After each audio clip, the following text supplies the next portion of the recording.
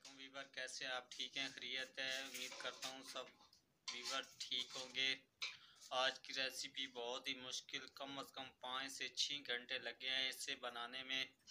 गाजर का हलवा जिसे हमें उर्दू में और पंजाबी में गजरेला भी कहते हैं, जो गाजर और दूध के साथ बनता है। बहुत ही यूनिक और मुश्किल रेसिपी थी जो बहुत ही मज़े का बना है